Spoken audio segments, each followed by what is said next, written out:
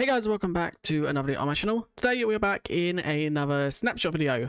22W44A is here, and this is a really actually big snapshot. Not for new features, but for changes to the game. So let's first cover 120 features. So in 120, obviously the chiseled bookshelf will be added, and the change here is it can now interact with hoppers. So if I put a hopper above with, let's actually put the hopper above with some books in it, and I actually need to break that. If you put books in it, as you can see, they will get filtered down into the bookshelf. As you can see, just like that. And then if you have a hopper underneath, it will pull the books out as well. So this is a way to kind of like automate your bookcases and stuff like that. But that is a really good change. Now the next change is to camels when they have the slow falling effect. If they had the slow falling effect, then I did not mean to throw that. If they have the slow falling effect, then the camel will... Why is it not actually giving it? Okay, it's because my particles are off. The animation of it walking would have been slowed down. That is no longer the case. The animation will now stay the same, even with the effect. This is the same with frogs. If frogs had slow falling, their animation would have been slower.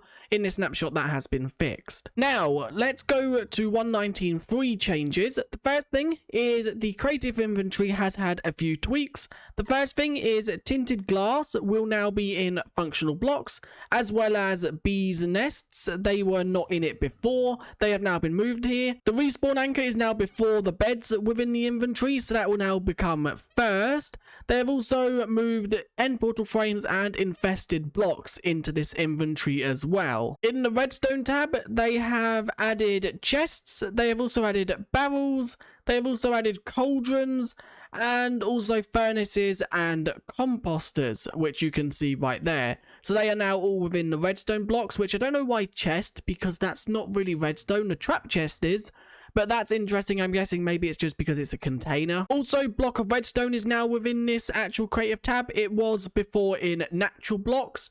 They have moved it into this tab, and also apparently they have also moved the block of coal into here as well, but I can't see it. Another thing to note, you can also see there is quite a lot of new things. These are not new if you're not used to Minecraft. These were things that you could only get by commands. Well, they are now within the redstone creative tab. You've got command block, chain command block, repeating command block, jigsaw block, structure void, barrier, light block, and also the debug stick. And the last thing, they have added ancient debris to the actual crafting creative tab. I don't know why. I'm guessing it's maybe because it's used within smelting, but that has now been moved to this tab as well. Now, the next thing is spawners. Spawners have had huge changes. The actual mob spawner is now just called spawner, and when you actually place it down, there is no actual spawner type to begin with. Before, it was automatically set to a pig spawner, which was something that was just old. Now, when there is no mob in it, it will not do anything. And as you can see, interact with spawn egg sets mob type. So if I was to interact with, let's say, a Vex, it will then set it to a Vex type, which then starts the particles. And if I was to now pick block this, if I was to now get this and pick block it, as you can see, it's now spawner type Vex. So you can now actually see the spawner type is, as you can see, that one is axolotl, which I like so much because it just makes the actual spawners a lot better block. And it obviously is just a bit of parity with Bedrock Edition, I believe. Now, the next thing is they have actually added a few new spawn eggs. They have changed the polar bear spawn egg, so it's not the same as the ghast, so you can tell the difference between the two. As you can see, they have also added an iron golem spawn egg, which is right here. Upon obviously spawning this, it will just spawn an iron golem. And they have also added one for the snow golem as well. As you can see, it will spawn a snow golem. Now, there are two additional spawn eggs which are only gotten through commands, and that is the Ender Dragon spawn egg, which you can see right here, and also the Wither spawn egg. Now, these are not actually within the creative inventory, but you can get them by giving yourself them with commands. The reason they are not in the creative inventory is just to stop you accidentally picking them up by mistake and spawning them, causing chaos and destruction to your Minecraft world. But as you can see, that has now spawned the Ender Dragon, and that has now spawned the Wither. So these are now a lot easier to spawn within your world if you want to test things. You no longer need to summon them with commands, or with iron golems and snow golems, you no longer need to summon them with the blocks. There are now new sounds for when you walk on certain blocks. The first one is lily pads. If I quickly just turn up sounds so you guys can hear, let's keep music off. There is new sounds. They just have like a natural walking sound. It's also the same with carpets. When you walk on carpets, there'll now be a new unique sound. It sounds a bit like wool, but a bit different at the same time. And also small amethyst bud. There is now a new sound when walking on. There are new sounds for these blocks when walking through them,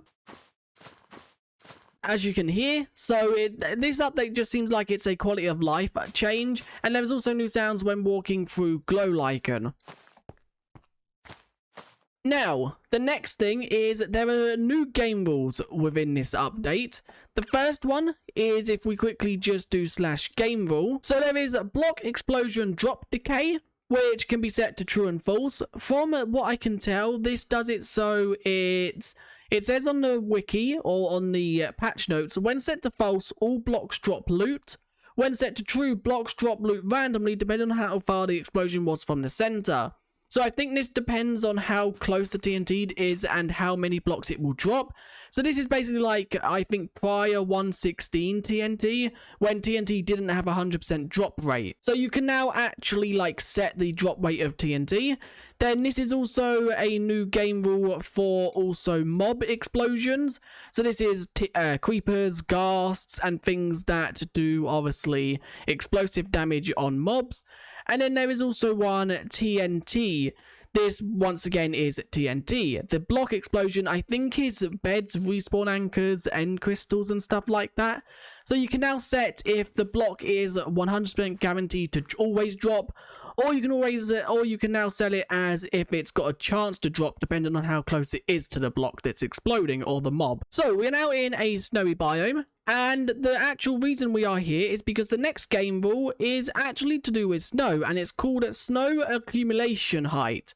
Now this is a integer, so it means you have to set a number where the number is set by default is 1. So when you load into a Minecraft world, if it snows, snow will not be able to pile up on top. But if we now set the weather to rain, which obviously because we're in snowy biome, it will snow, and I change this to, let's say, 8, or no, let's change it to 7, because 8 would be a full block. So the actual thing, as you can see, snow is setting. I'm going to quickly just talk while you guys can see this, so you know I'm not placing the blocks. But what the actual like wiki says, or the feedback page, is when it's snowing, this game will determines the maximum number of snow layers that can be accumulated in each block. It defaults to 1, so when you make a Minecraft world, it will be 1, so no layers will be able to set up on top of the default one. It's set to 0 to make snow form at all, and set to above 8 lets snow form up to the level of a full block. So if you set it up to 8, you could load into your Minecraft world with snow layers like this, which I think adds a lot more depth to your Minecraft world. This has been a thing on Bedrock for ages. As you can see, me just coming up here, you can see where the snow is now a load of different levels, whereas if I set this back to 1 and load it into a different world, it would literally just be all flat. I love this game rule. I think they should change it to the default to like 3, so this is the default, but I like it. This is a really good change. So there is 2 more game rules. The next one is water source conversion, and what this basically does is it's defaulted to true. If you set this to false, you will not be able to have infinite water sources. So if I quickly just set one here and done that and that, as you can see, it's not an infinite water source because I set that to false. And this is also the same with lava. So I can now do lava conversion or lava source conversion, and that is set to false by default. We can now set that to true, which now means we can have a infinite lava source. So if I was to put a lava there and a lava there, that, as you can see, has infinitely made a lava source, meaning that I can now get a bucket and I can infinitely take this lava source, which is really good. Same with the water, and you can change both of these, obviously, with access to your game rules. Now, The last actual game rule is, let's quickly just grab it. It is global sound events, and this is set to true by default.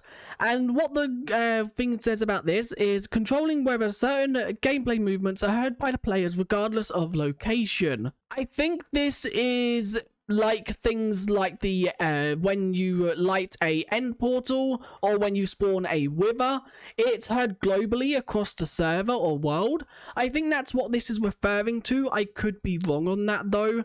So if that is set to false, then only the player actually activating it will hear it. If it's set to true, then everyone will hear it, which I think that's what it's referring to. I could be wrong, but that is all that is within this snapshot. It's huge for just quality of life changes, especially this snow change. I absolutely love it, and I think loading into a Minecraft world, it does look messy right now, but I think that's because I set it to 7, which means that it can go up to basically a full block. I think maybe the best height for this is maybe like 3-3-ish. I think the next change we need to see in Java Edition now is white leaves when it is snowing, as Bedrock has that, and I think that is like a huge cool looking thing. But anyway, that is where I'm going to end this video. Let me know what you guys thought of this video. Did I explain everything well?